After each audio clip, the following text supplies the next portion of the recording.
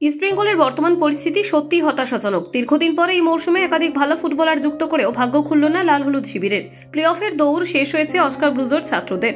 এবছর শক্তিশালী দল গঠন করেও কেন তাদের ফলাফল সন্তোষজনক হলো না?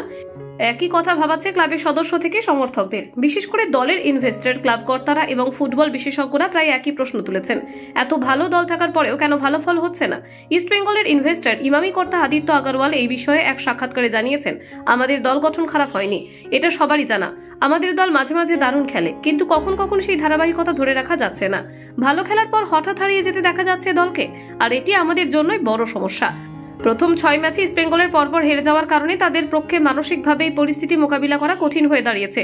সেই প্রসঙ্গে আদিত্য আগরওয়াল বলেন, প্রথম 6 ম্যাচে যদি কিছু পয়েন্ট আমাদের পক্ষে আসতো তাহলে পরবর্তী সময় ভালো ফলাফল সম্ভব হতো। তবে পরপর হারানোর কারণে মনোবলও যথেষ্ট নষ্ট হয়েছে। তাছাড়া কোচ পরিবর্তন, চোট আঘাতের সমস্যা এইসব পরিস্থিতি আরও জটিল করে তুলেছে।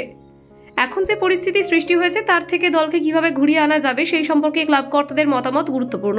ইস্টবেঙ্গলের ক্লাবের শীর্ষকর্তা দেবব্রত সরকার এই বিষয়ে মন্তব্য করেছেন, এটা কোচের সিদ্ধান্ত হবে যে কিভাবে দল ঘুরে দাঁড়াবে। আমাদের পক্ষ থেকে শুধু সাপোর্ট দেওয়া হচ্ছে, কিন্তু মাঠের ভিতরে কি ঘটবে সেটা তো কোচের কাজ।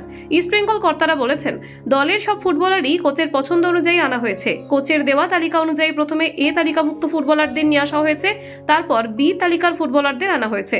অর্থাৎ দল গঠন নিয়ে কোনো ভুল হয়নি, কিন্তু ফলাফল সাফল্যের সঙ্গে মিলছে না। এটা অত্যন্ত বিরক্তিকর, বিশেষ করে যখন ভালো খেলোয়াড়রা দলে রয়েছে কিন্তু তবুও দল একসঙ্গে ভালো খেলে না। অন্যদিকে আঘাত ও চোটের সমস্যা আরেকটি বড় কারণ হয়ে দাঁড়িয়েছে। নতুন ফুটবলাররা দলে আসার পরই দীর্ঘদিন মাঠের বাইরে থাকার পর তাদের মানিয়ে নিতে কিছু সময় প্রয়োজন।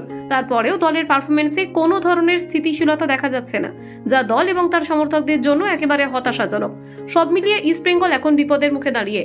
দলের অদ্ভুত পারফরমেন্স এবং ইনজুরির কারণে তারা এখনও নিজেদের সঠিক ছন্দে ফিরে আসতে পারেনি। তবে ক্লাব কর্তারা আশা প্রকাশ করছেন, তারা যদি এএফসি এবং সুপার কাপের জন্য প্রস্তুতি ভালোভাবে নিতে পারেন তাহলে তারা অন্তত মরশুমের শেষ ভাগে কিছুটা সাফল্য অর্জন করতে সক্ষম হবেন। তবে ইন্ডিয়ান সুপার লিগ শেষ হলে এএফসি চ্যালেঞ্জ লিগের কোয়ার্টার ফাইনালে অভিযান শুরু করবে মশাল ব্রিগেড। কলকাতা 24/7.in।